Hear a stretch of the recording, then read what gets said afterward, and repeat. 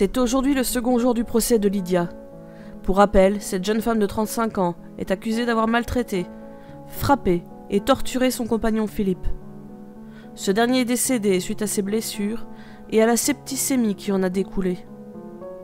L'homme a été trouvé agonisant au domicile de la prévenue ce samedi 21 août. Malgré les efforts des secouristes et des soignants, le blessé a rendu l'âme lors de son transport à l'hôpital. L'événement le plus attendu de ce procès était bien entendu le témoignage du jeune Kevin, le fils de Lydia. En effet, l'adolescent de 17 ans a absolument tenu à témoigner. Nul doute qu'il lui a fallu beaucoup de courage pour cela. Nous avons pu assister à une scène très douloureuse lors de son arrivée au tribunal. Le jeune homme s'est avancé à la barre, le dos courbé. Il n'a pas reculé face aux invectives et aux insultes de sa mère. Une fois en place, il l'a regardé droit dans les yeux, en lui disant qu'il l'aimait, mais qu'il existait des choses qui ne devraient jamais exister. Après avoir prêté serment, Kevin a commencé son récit sur sa vie avec sa mère et Philippe. En voici une retranscription. J'avais 11 ans, quand ma mère m'a annoncé que Philippe viendrait vivre avec nous à l'appartement. Je ne sais pas depuis combien de temps ils se connaissaient, mais je ne l'avais vu que quelques fois auparavant, je dirais 3 ou 4 fois. Il était toujours gentil avec moi. Au début, il me faisait des cadeaux. Je me souviens même qu'il m'avait acheté une PlayStation et quelques jeux. Et c'était toujours super cool de jouer avec lui. Il me laissait même souvent gagner. À cette époque, ma mère était douce avec lui. Elle avait souvent des gestes tendres, des bisous, des caresses. Elle choisissait ses vêtements, mais ça c'est pas grave. C'est juste parce que Philippe n'avait pas de très bon goût. Enfin, c'est ce qu'elle me disait quand je demandais pourquoi il pouvait pas s'habiller comme il voulait. Après quelque temps, l'ambiance s'est dégradée à la maison. Ma mère criait souvent. Moi, je m'enfermais dans ma chambre, mais j'entendais tout. Elle l'insultait, le traitait de salaud, d'obsédé, de pervers. Et encore, ce sont vraiment les termes les plus gentils. Elle faisait des crises de jalousie pour tout. Elle lui reprochait de travailler à l'extérieur de la maison. Elle l'accusait de le tromper avec ses collègues.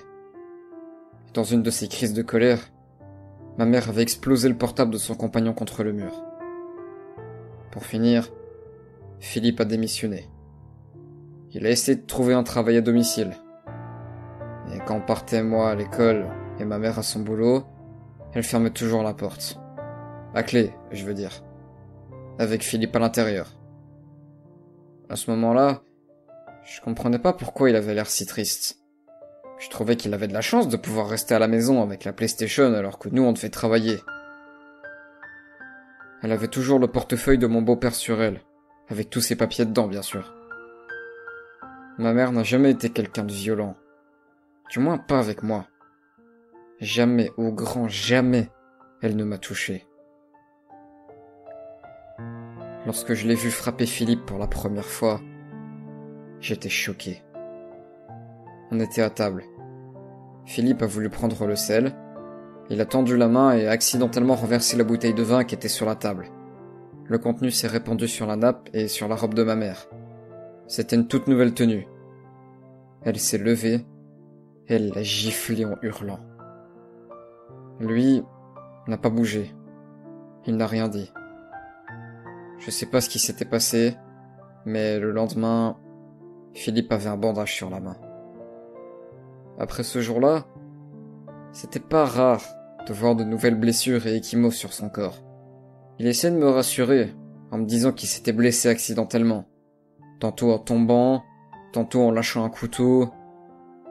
Mais malgré le fait que j'étais un enfant, je savais bien qu'il mentait. Je savais que quelque chose de mal se passait à la maison. Mais j'arrivais pas à imaginer que ça puisse venir de ma mère. Cette mère qui m'avait élevé, nourri et protégé. Pour éviter que les médecins se posent trop de questions, ils changeaient souvent de médecin. Je me souviens d'un épisode qui m'avait fortement marqué. Philippe avait refusé de ramasser un objet que ma mère lui avait jeté à la figure. Il lui avait dit qu'il avait trop mal au dos pour se baisser, et que c'était elle qui avait envoyé l'objet, donc que c'était à elle de le faire. Elle a attrapé le tabasco qui était sur le plan de travail à côté d'elle.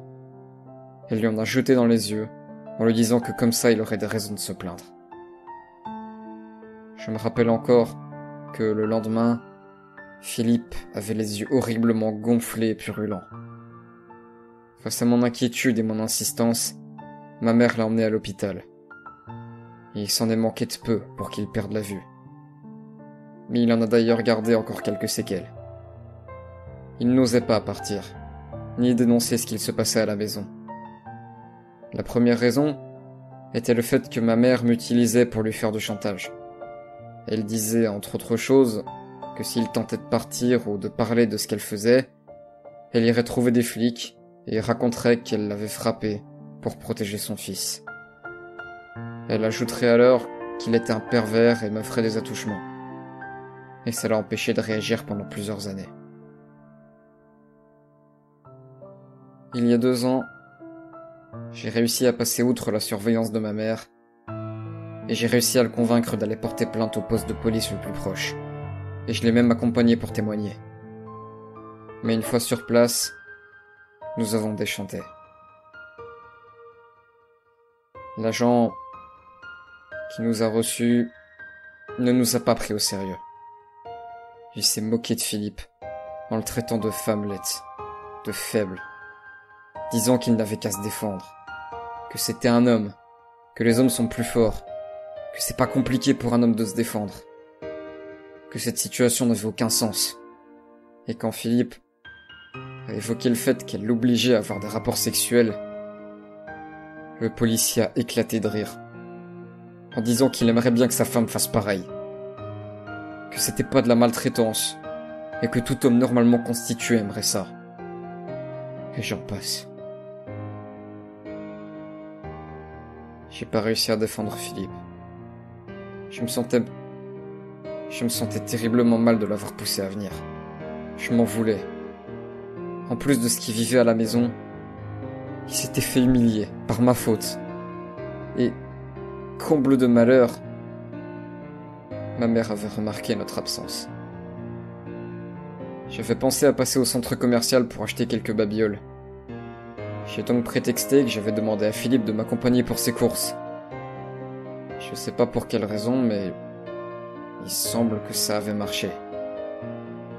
Le temps a passé, mais pas la violence. Ma mère l'emmenait de moins en moins souvent chez le médecin, même si les blessures étaient graves. Je sais pas si les médecins se doutaient de quelque chose ou pas. Toujours est-il qu'ils n'ont jamais rien dit.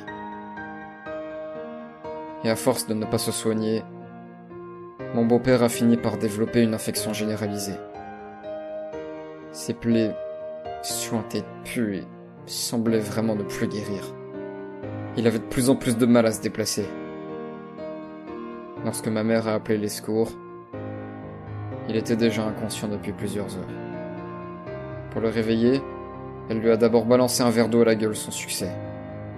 Elle l'a ensuite frappé dans les côtes. De nouveau sans résultat.